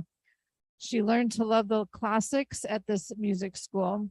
Mother would play the classics at the Harmon House. The music school put on recitals once or twice a year, and the female students would dress in a formal gown and do the bowing, etc. There was a room specifically for the recitals. Favorite composers were Chopin, Beethoven, and Bach. And Mother said she remembered that as a wonderful time, wonderful 6 years. Mother was going on her mission when American Fork was building the 5th ward, and does that make sense? Anyway, and at the Alpine Stake Tabernacle on Main Street. And wait, I mistyped that. I'm sorry. Anyway, I think the point was Grandma Humphreys would play the organ for sacrament meeting in the evening, but Mother would play the organ in the morning for a Sunday school session at the tabernacle in American Fork. And Mother just said, wow, what a difference between her playing and grandmother's playing. But I'm sure Mother's playing was amazing as well. A few things of music that have real meaning to Mother. One, a University of Utah choir director, Brother Bird, asked Mother if she would learn to play the bass instrument, not the cello. Mother absolutely loved it, and it came easy to her. During concerts, Mother would play a bass solo, which was fun because the sounds are so deep and short. The bass is played standing, not seated. During this time, when Mother was 17, a string ensemble was being gathered for the funeral of Apostle Albert E. Bowen's wife, Lucy Gates Bowen. The funeral was held on Temple Square in the Assembly Hall. Mother played the bass for this event. Afterwards, Mother was introduced to many notable people, but can't remember who they were. However, Marguerite got a transcript of the funeral. People that were at the funeral that Mother might have met include G. Homer Durham, who was an assistant to the 12, Richard L. Evans, who did the spoken word, J. Reuben Clark, Stephen L. Richards, and those two were the 2 apostles that signed Mother's mission call. At this time, the prophet was David O. McKay. This was a special experience for Mother. At the dedication, okay, so second experience, dedication of the Las Vegas Temple in '89, and Mother kind of mentioned this. She was invited to sing in the temple choir during the first session. Very notable experience. And then another experience has to do with music. Music has always been important to Mother. She found the album Mexicali Brass, which was Daddy's record, and it is so much fun. She appreciated Daddy having that so much. A lot of his music was passed down from grandmother Foutz. Mother has shared some of this music with Trent and Lacey, who have record players. Laura asked Mother her favorite music growing up, and hands down, it is big band music. In Salt Lake City, there was a place called the Rainbow Rendezvous that hosted bands that toured all of the country, which Mother enjoyed. Recently, Mother listened to some Elvis Presley and really enjoyed his voice. She realized she missed the music of the 60s because of having 7 babies during that time period. And then Barton threw me. Anyway, Mother loved the production called My Redeemer by Brother Kundick. This was put on by Nancy Helm in Las Vegas. The production is based on scriptures in the Book of Mormon. Mother joined the choir. They met every Wednesday at the Charleston Chapel and learned the gorgeous music, which was very moving. Even during rehearsal, Mother was so moved she could barely sing. In Mother's vinyl scriptures, she marked all of the scriptures that were used in this production. Marguerite went to BYU when they had that production and bought a copy of the program for Mother. She stated that meant so much to her. She can't listen to it at night, though, because it is too stimulating. The Tabernacle Choir will often sing songs from the program My Redeemer on occasion. To quote Mother about the Redeemer music, quote, "I love it, and I have it in my scriptures, and I have it in my head, and I have it in my heart, and I can sense the feelings that I had when we sang that, and it helps me understand the magnificence of our Savior and what he did for all of us and who he is, because I can't comprehend him or Father. All I know is that it helps me want to sing praises to them and to be always grateful for all the ways that they have helped me." Grandmother Foutz encouraged Mother to join the community concert series. When Daddy was still ambulatory, he would join Mother for community concerts. She appreciated this, and Daddy loved music. When the Russian Balalaika Orchestra came to UNLV, Mother was so taken that she ran home at intermission and gave her ticket to Daddy and told him he needed to go and listen to it because it was so good. He did so, and he absolutely loved it. Shortly thereafter, he got his own tickets to the series. Mother enjoyed sharing that with Daddy. Mother states the movie Dr. Zhivago features the music from that same orchestra. So one thing that was fun for Mother, that is fun, 2 priests that brought the sacrament to Mother recently sang and played the piano and did 2 hymns for Mother, which she loved. They sang I Need Thee Every Hour, which was sung at Daddy's funeral, and then Peace Unto My Soul. And then last but not least, Daddy had a violin built for Mother and gave it to her for Christmas in 1969. Mother started taking lessons from a man on the strip who played also on the strip. Mother stated with 7 little kids that it was too hard, so she ended up having to give it up, but she thought she would have fun with it in her old age. Laura and Miriam both learned to play that violin and enjoyed it. So that's our music summary. Thank you. Thank you. Okay. We're going to have just brief memories from each of us, a memory or tribute from each one of the siblings. And I'll start mine off. Growing up, I don't think I realized how good I had it as the oldest of 10 kids. I mean, I just kind of floated along with that and enjoyed, having so many siblings. One thing I appreciate about my mother is how approachable she always was. Always, and is to this day, can sit down and have a wonderful conversation with her and explore things. I know I'm at a busy time of life and have been for too long, and I tend to waltz in and out a little too quickly, but I always appreciate being able to have that conversation and love to have that. My mom is just someone that I can always talk to just about anything, and I appreciate that quality in her, and to be able to share so many memories over my life. And love you, Mother. Tracy, I guess we'll just go in birth order, unless anyone has any better ideas. I'm gonna sit here. I guess I got to get there closer. when I heard the program today and heard some of the things that were mentioned, I know music's meant a lot to Mother. And one of my fondest memories, kind of a bittersweet memory, was when I was a teenager and I was going through a really rough day. And we went to the new department store at Maryland and Flamingo. I think that's a Target. I'm not sure, but Mother just felt bad. She tried to help me feel better all day, and I was having a rough day. And she said, just pick something you want that you want to buy. And I picked the Eagles Hotel California album. And I always think of her when I hear some of those songs. And it made me feel a lot better.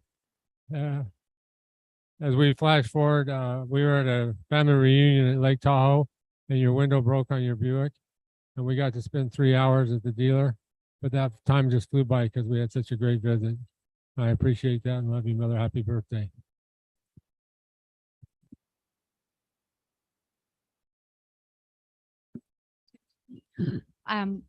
I have two things that came to mind when we talked about memories, Mother. First one was being a little kid, and there was that dishwasher that you'd pull around in the first house on 15th South. And that's where you would knead your bread often in the big stainless steel bowl. And I think of how you kneaded bread for how many years before you got your Bosch mixer. And I know your dedication and a love of good food. I see it in my girls as they are making food choices, and I love to cook, and I got that from you. Also, another thing that I got from you and that I have such a sweet memory of with you is if you sat us down, which you would do, and read Charlie and the Chocolate Factory and some other books, if I got to sit next to you and just lean into you as you read us those books, it was just the sweetest memory of my childhood. I love to read, and I know I got that from you. Thank you, Mother. Love you.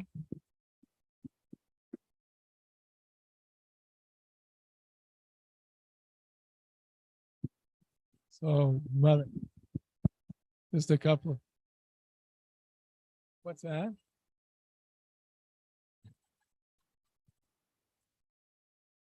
Wait, where do you want me, Randy? Okay. All right. Just a couple of memories. This is a really early memory. We had this wooden rocking chair, and Mother used to nurse in this rocking chair. And my memory is in the living room in the house on 125 South 15th. And we would get on the sides of the rocking chair, step up on the runner, and Mother would be rocking and nursing, and we'd just be hanging on, and we just had a lot of fun. It was very enjoyable. Another thing, fast forward to teenage years, Mother and Daddy were able to foster an environment where academic achievement was encouraged without her micromanaging our homework.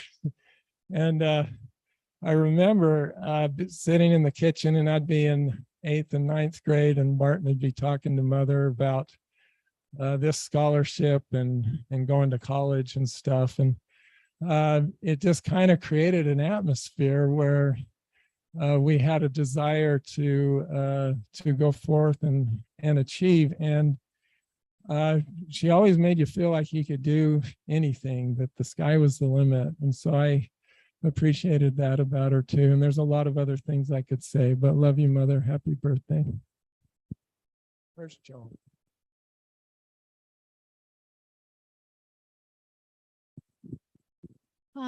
You know, there's so many things that I could say, but one thing that just stood out in my mind is I remember being in the Harmon house and being in the kitchen, and sometimes the food that you made, Mom, it was like a fun production, like the homemade pizzas. I remember we'd have the big pile of cheese, would have the pizza crusts out, and then all of the toppings and things like that. And I remember just thinking, oh, this is so much fun. Or when we did the like coconut cream pie and the banana cream pie, and I got to help with that. And helping you in the kitchen was just a joy. It was fun. Well, at least I look back at it now. Maybe at the time I was complaining. I don't know. But when I do big productions in my kitchen, sometimes I reflect back on that. I remember once needing to bring something to a bake sale. And Mom said to me, you know, Joan, everyone's going to bring cookies and brownies and they'll be able to sell them for $0.25 each. But if you bring a loaf of bread, the adults will pay big money for that, of whole wheat bread. And so I did bring the whole wheat bread and she had me make it. I learned how to make it. And man, that just flew off the little table. And I got to teach my girls that too. So that's just a fun memory. But the thing that really stood out the most to me is I remember Mother sitting with her scriptures and just poring over them and loving it. And then at family home evening time, I know there was times when family home evening didn't go perfect, but I remember some family home evenings that I just sat there thinking, wow, that is so cool. Wow, that's incredible. And just feeling her love for the Savior and also her love for the scriptures and learning so much. And I have thought many times since then that my very best teacher of the gospel is my mother. So thank you, Mother. Okay, is Harold going to say something? I don't know. Can you guys hear me? Hold on just a minute. Okay. Oh, okay. Keep talking. Okay. Let me know when I'm good to go. Am I good to talk? Okay, I guess I'll just, Randy, do you want to text me and let me know if you guys can hear me, or do I just move forward? I can fill up lots of time, but I don't think that's what you guys are looking for. Okay. Do you want me to talk? No, am I good to go? Okay. Okay, I guess. I am. Hang on, Harold. Hold up. Yeah, just say random noises. That's all you have to do. Hello. Hello. Random noises. Randy's fixing it. So yeah, Okay. just keep making sounds. Yeah, you're doing good. Okay. Well, You can tell us about BYU versus Arkansas if you want. I think they're losing, guys. Last I saw, it was 24-21, but it's not very important, Yeah. you know. It's coming. It's coming. 31-21. Yeah, that's not good. That's not good. Jaron Save the Hall good is- stuff for later, though. Hang on. Okay. Okay. It's coming. Okay. Okay. We good Let's to do go, that. Bart? Maybe they'll just Hang on, move Harold. forward. We're going to turn you up here. Okay, here we go. We're going to turn up the volume. Okay, can you hear me? Can you hear me now? 1, 2, 3. Testing. 1, 2, 3. Okay. Not Can you getting hear- anything yet.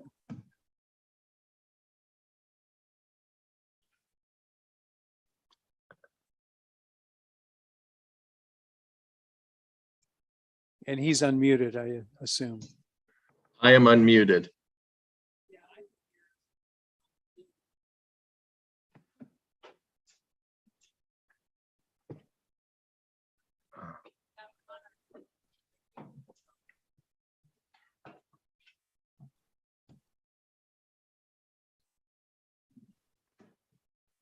Okay.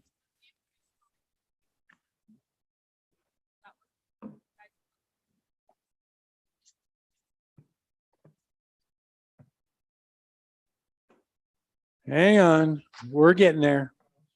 Awesome. Awesome. Harold, can you try to say something now? Yes, 1, 2, 3, testing. Can anyone hear me? So what if you held the mic up to this? My speaker comes out a lot. Tell them to say something. Go ahead and say something again. Okay, hello, testing. Can everyone hear me? Oh, nice, nice. I'm getting crowd feedback. That'll give me some energy here. Hey, listen, first of all, I am so sorry that we were not able to be there. Mother, we love you very much. Caitlin is home and she is doing well. And she's following in your footsteps of serving a mission and prioritizing the Lord in her life. I just have three quick things I just wanted to mention. Oh, that was cool. First, Mother did such a good job taking care of us, especially with food. And as any of you know me, I love food.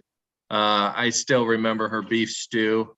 I remember pancakes in the afternoons early on when we would have sacrament meeting late, and she'd do an H for me and a B for Bart, and we'd have blueberry pancakes. I remember beef stroganoff, turkey tetrazzini, all sorts of yummy stuff, always with a green salad and always with a vegetable. Thank you, Mother. I remember that she taught me how to do household chores. And so that when I got married, it was not foreign for me to empty the dishwasher, to load the dishwasher, fold clothes, do laundry, vacuum, sweep the floor, or set the table.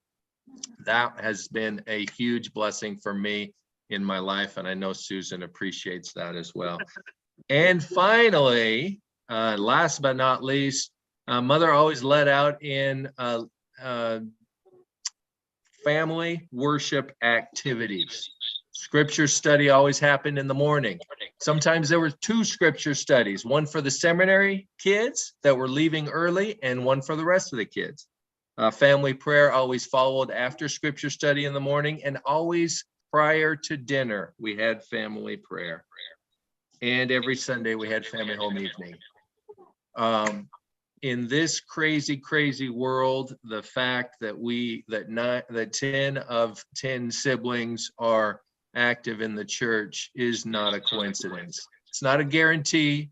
We can't make sure that our kids are not going to fall away, but there is some causation there. And Mother, you did a wonderful job teaching the gospel and encouraging us to follow the Lord Jesus Christ.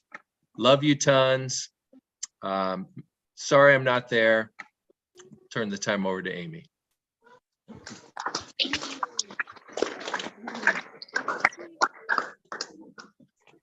Okay, I guess when you're seventh, a lot of your memories start overlapping with your siblings, but here goes.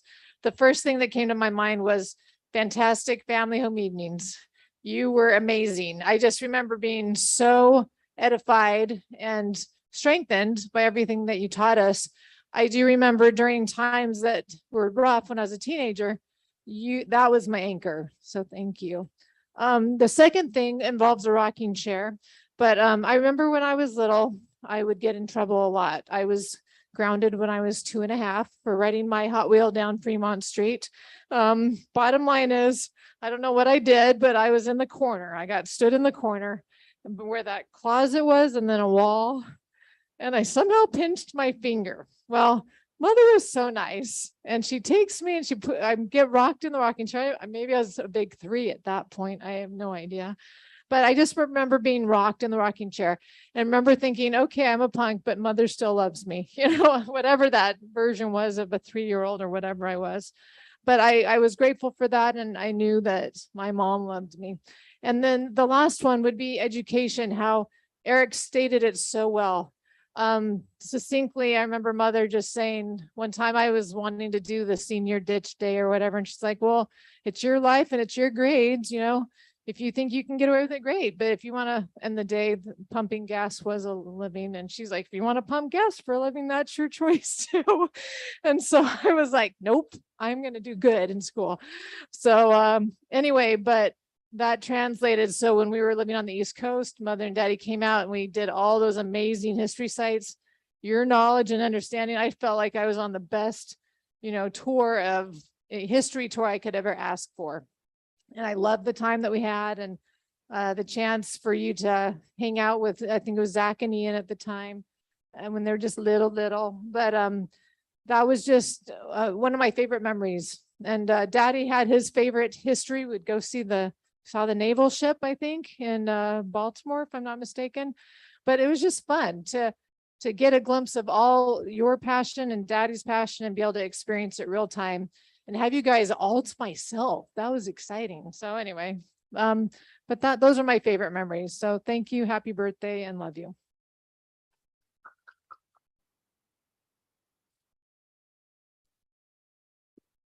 So one of my first memories, I was little. This was back before the 3-hour block of church. And I think it was evening sacrament meeting. It would have been in the Tropicana Chapel. I don't know if it's 24th Ward or 17th. But I was little and I was on mother's lap. And you know how little kids, I look at Henry and Anson and Sam, they'll sit with their mom and they'll play with them and almost kind of like a flirting or something. But I was doing that with you, Mom, and I guess I got out of control because I was suddenly hoisted in the air and passed down the bench. And I was upset at that. And so I don't know if I threw a fit or was just sad. And so I got passed back to Mother. And I was like, hey, I'm onto something here. And so that's an example of Mother, you making me feel like I'm your favorite. And so I would give further examples, but then my siblings would realize, oh yeah, he's right. He is her favorite. So I won't do that. I don't want to cause any strife. Where's Laura? No, just kidding. But I echo what Eric said. I appreciate the encouragement, Mom. If I could do anything for my kids, it would be the encouragement. You always made me feel like I could do things. And I asked you how you got everybody through school so successfully. And you said something to the effect of, I just wanted to reinforce that you guys could do it, and you could. And that has helped me. Obviously, that was academically. That has helped me spiritually. That has certainly helped me with relationships and professionally. So again, that's something I hope to pass on to my kids, that we can do it. I love you, Mom.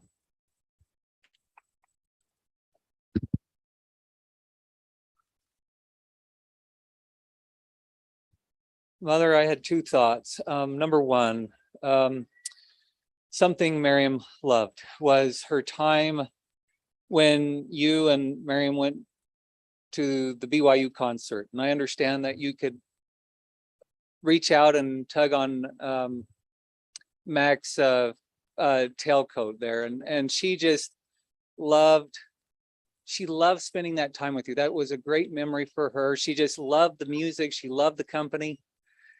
And she would comment on that quite a bit. I think even with gifts and stuff, that's something that Miriam always looked for, was some music on a CD or something, right? But that she could give you that you would enjoy. So that was number one. Number two, so maybe this is for grandkids, maybe younger ones, but so I thought of something President Hinckley said a long time ago in one of the general conferences. And I remember him saying that the golden years are often filled with lead. And your grandmother certainly has lead in that right foot right there. So just some good memories.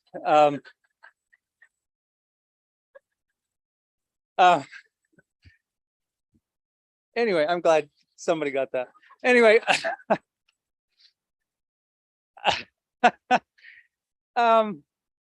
I just some couple thoughts that Miriam and I would always laugh about. Number one, her trip with you and Daddy and Seth to Oregon, going up the 2-lane roads in Nevada. I think she feared for her life a couple times right there. Number two, I think we were coming back from Moab and we were probably going 75 or 80 and there goes that Buick Century that just shot right past us.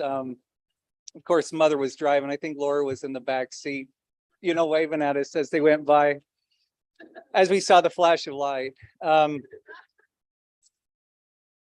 Yes. And then one thing that Miriam always loved was she, at one point, she was sitting in the back seat, I think, with you and Daddy, and you were driving, and a turn was coming up, and it didn't look like you were going to make that turn. And so Daddy, she says, Daddy's hand comes across, it's shaking, and it's trying to push you over to where you need to make the turn. And you say, I know. And so we had replays of that. Not gonna lie. But those are just good memories. I know of your daughter. So Laura, I guess it's your turn.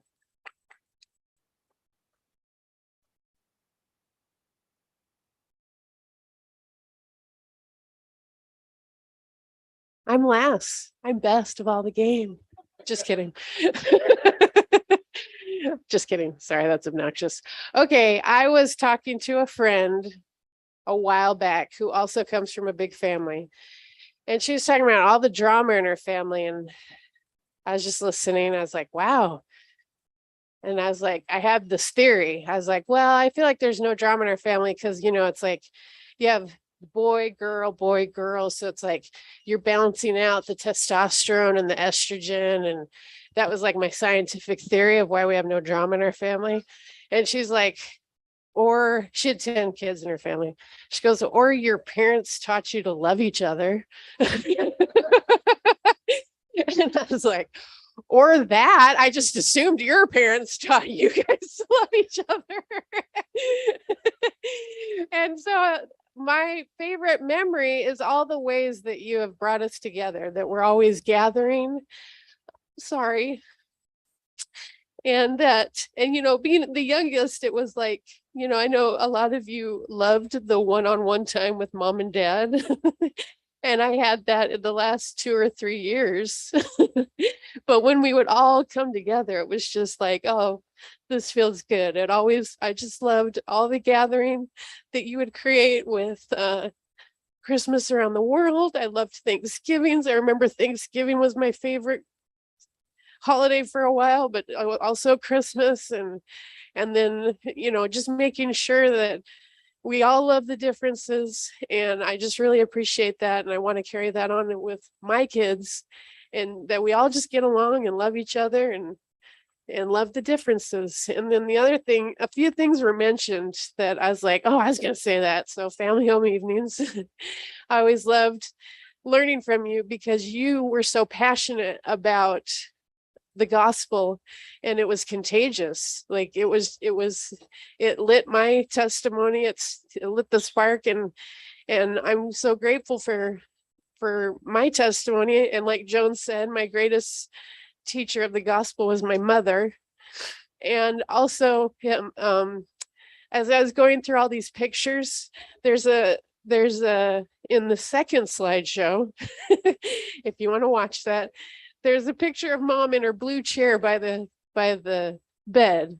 And to me, that blue chair by the bed was like where all the action happened for mom.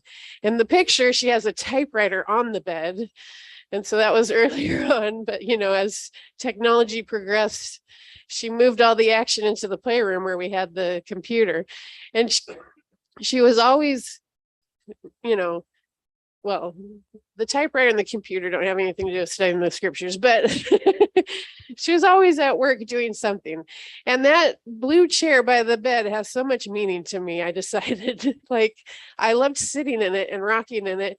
And it was like, this is mom's chair. This is where she studies the scriptures. And you'd see her scriptures always out. And I also remember one last thing. In primary, in the 17th ward, they had a challenge to read the Book of Mormon for the kids. And you made sure I did it. And I thought everyone else's mom was making sure they did it. And I remember I got a certificate and my picture taken and a journal. And very few kids had that, but you helped me. I remember on the bed, you in the blue chair. We read that Book of Mormon all the way through. And was it Jane talking about the sound of mom's voice when she reads? Yeah, that is such a special sound to me. Just, I remember driving with you once and you were reading like a John Grisham novel, and it was just like, this is so soothing. I just love hearing my mother's voice. But back to that Book of Mormon, you helped me read the Book of Mormon all the way through. And my friend Nikki Hall was like, nah, you didn't do that. And I did, because my mother helped me. And so I just appreciate how you've helped my testimony, how you've been such a great example of a mother, of teaching us to gather and to love one another. And that's it.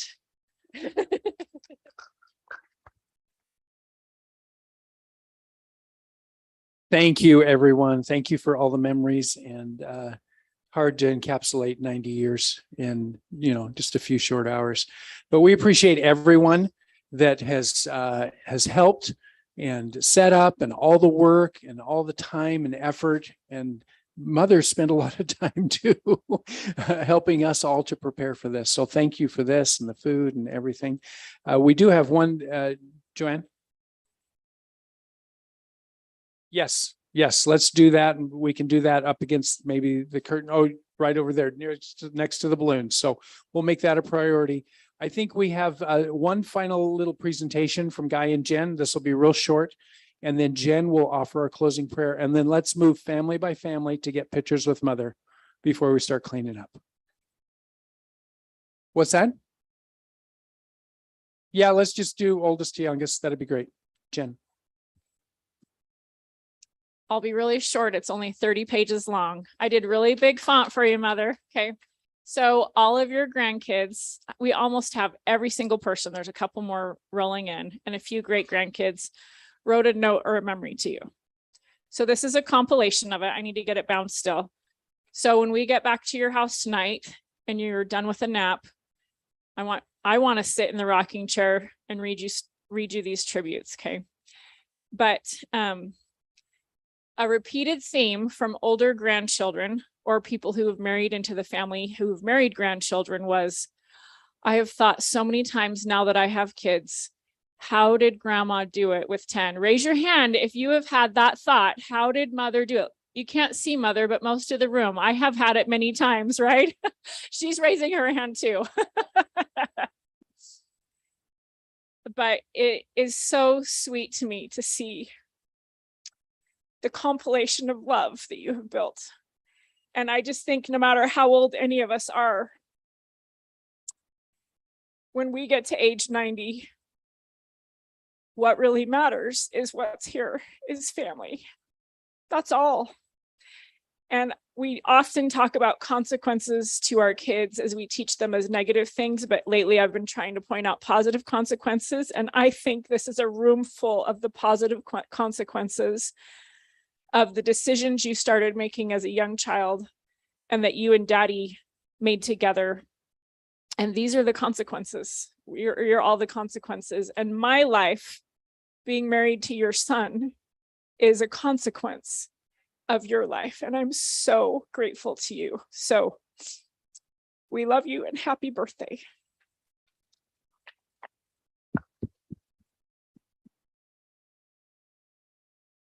All right, I'm going to say the closing prayer, or try to. Our beloved Father in heaven, hallowed be thy name and glory be thine, as we have gathered together here virtually or in person to pay tribute to our mother, our grandmother, our mother-in-law, and an aunt and a sister-in-law. We are so grateful for the preservation of her life. We're grateful for her example and the love that she's shown to every single one of us. And we pray that that will continue to bless her and all of her posterity in the decisions that we make. We pray for physical protection, for spiritual protection, and that we may follow her example of trying to yoke ourselves with Jesus Christ to be his disciple. We thank thee for the efforts of so many people who've given so much to make today possible, and for the memories that can be preserved for generations now because of those efforts.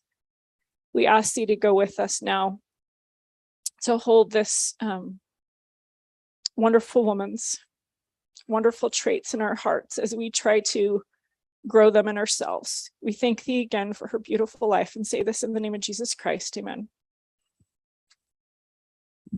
Thank you. Let's move over and get some pictures and appreciate everything that everyone has done. Thank you so much.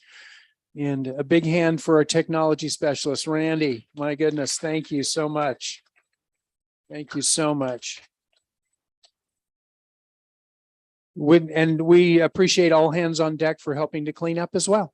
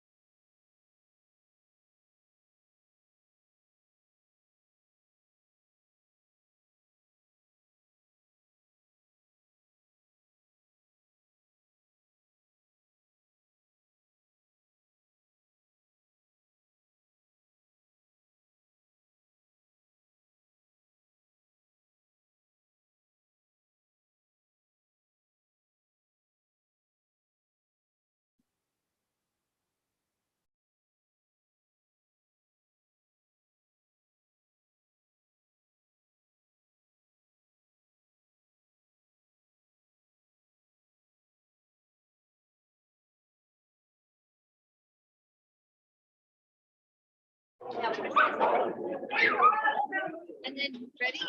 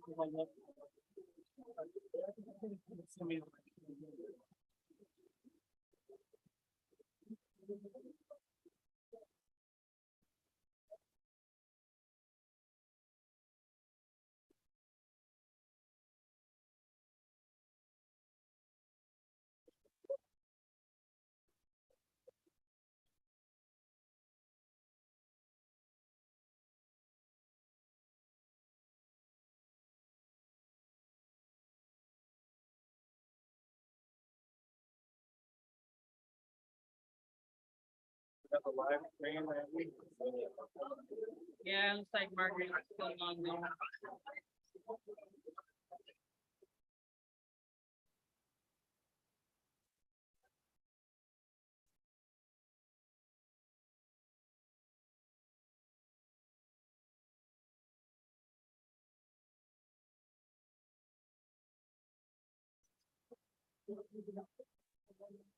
It's a search that's gonna go in certain bag. Okay, okay. One of them. Make things right off.